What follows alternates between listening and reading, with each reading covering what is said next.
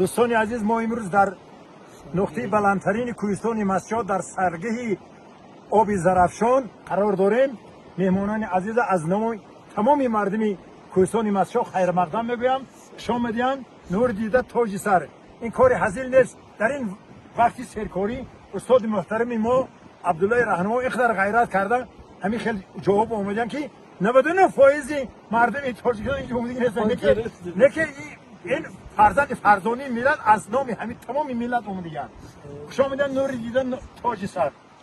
به مسجد بروید تگا بهارا بینی، تارون و متار و کمچو هشم چینی، 100 سال غمود دردی دلت کم نشد، یک دم بلبی رودی زرافشان شینی.